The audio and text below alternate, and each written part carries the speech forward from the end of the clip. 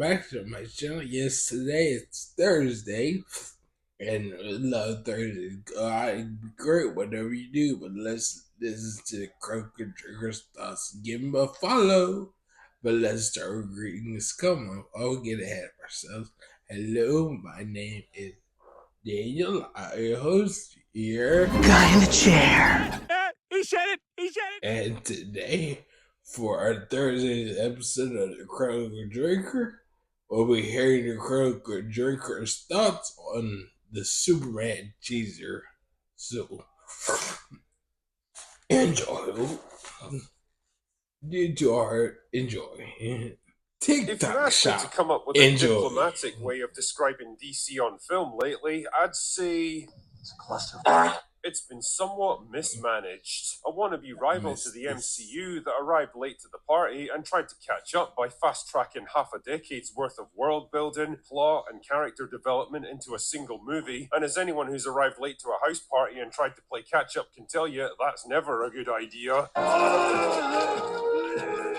Only to spend the next 10 years lurching drunkenly from disastrous failure to inexplicable success and back again, plagued by a panicking and interfering studio that couldn't seem to make up its mind what it wanted, and a revolving door of executives who each stuck around just long enough to undo the work of their predecessors before getting fired.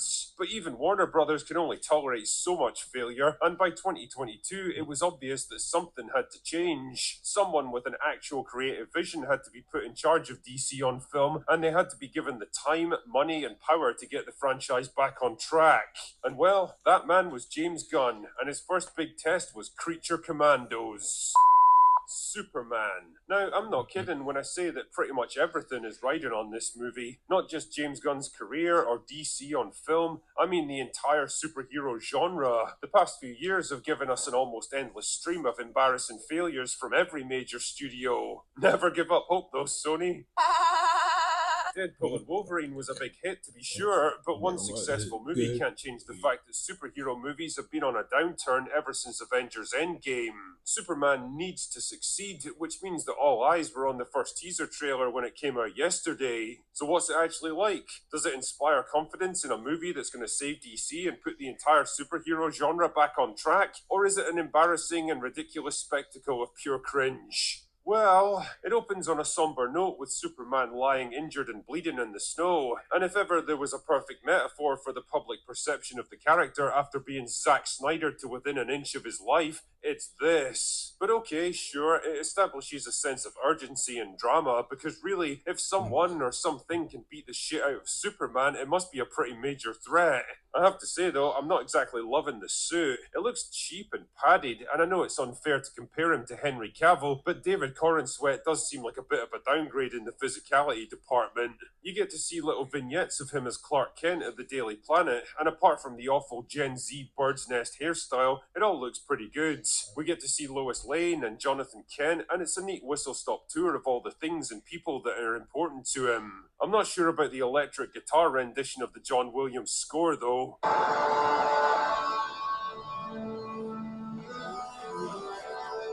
Like, I know James Gunn really loves his 80s music, but damn man, turning an iconic score like that into a sad guitar solo is like drawing a cock on the Mona Lisa.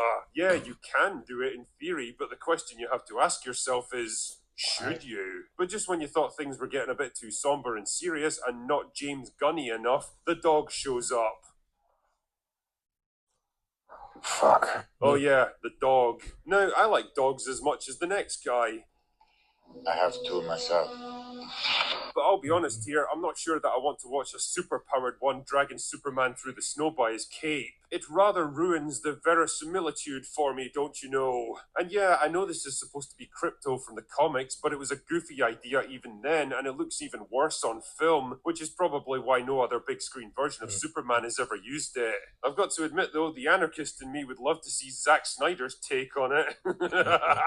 As As for the rest of the teaser, Lex Luthor looks decent, even if he's a bit on the young side. Hawkgirl, Green Lantern, Mr. Terrific, and Metamorpho are all there, and fuck me, that's a lot of characters to work in, but I'll come back to that one shortly. I'm not entirely sure why there's a kaiju in a Superman film, but okay, fine. And lastly, there's plenty of focus on the romance between Superman and Lois, which is nice to see in a modern Hollywood movie, where functional heterosexual relationships are rarer than female apologies. So what's my overall opinion? Was it an embarrassing disaster or a creative triumph? Well, it's neither of those things, really. What it is, for the most part, is safe. A cautious kind of trailer that hits all the predictable superhero beats, doesn't try anything particularly crazy or controversial, and seems almost desperately eager to please, from a studio that's clearly nervous about this film. James Gunn's usual confidence and artistic flair is kind of lacking here, and I can't quite decide if that's a good or a bad thing in this case. See, I've always had reservations about Gunn doing a Superman film. Reservation the first is that I don't think his quirky, snarky, subversive sense of humour is all that compatible with a character like this. Don't get me wrong, he's good at what he does, but what he does falls within a very specific niche that includes Guardians of the Galaxy and his irreverent sense of humour and a clear preference for angsty, morally ambiguous anti-heroes works just fine for the Guardians movies, but Superman is a very different beast. He's a throwback to a more innocent, idealistic, and earnestly honest kind of superhero, a man who proudly stands for truth, justice, and the American way, and doesn't do it under a dozen layers of postmodernist, subversive, deconstructed irony. And I could be wrong, but I feel like such a straight-up interpretation of the character is like the antithesis of everything that Gunn stands for as a creator. Reservation the second is that Gunn clearly has a strong preference for team-up movies with big ensemble casts of likeable misfits having to learn to put aside their differences and work together. That basic formula has been at the core of Suicide Squad, all three Guardians movies, Peacemaker, and Creature Commandos. And that's just swell. But here's the thing, I don't want that in a fucking Superman movie. I don't want to watch Superman bickering with a bunch of assholes, trading quips and insults and having to slowly win them over. I want to see him being a hero and standing on his own 2 feet, because this is supposed to be his movie, not some launch pad for half a dozen spin-off characters. But now that I've seen the trailer, I think one of those reservations has been put to bed, while the other's pretty much been confirmed.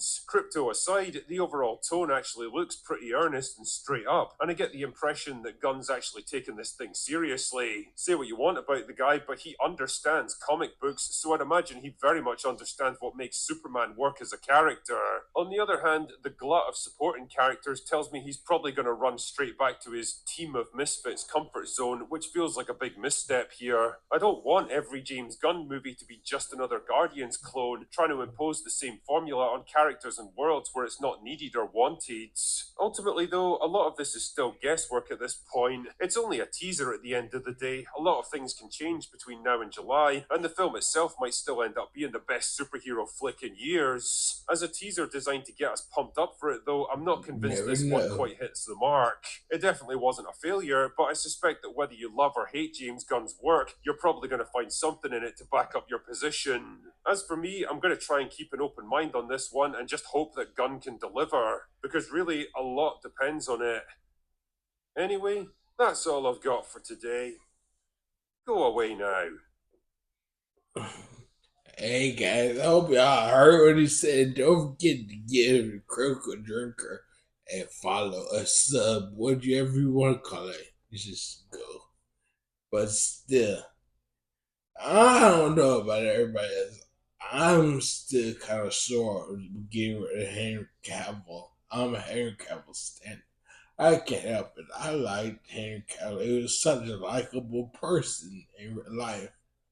But that's not here nor there. This is David Cornsweat's time to shine. Let's hope James Gunn doesn't go back to his team up movie. But who knows? It's still early. That was just a teaser. But, you know, this is what I would say. Like, comment, and give me your thoughts. But, hey, I hope you all had a wonderful night. Your day goes really well. And I'll see you in the next video. Bye.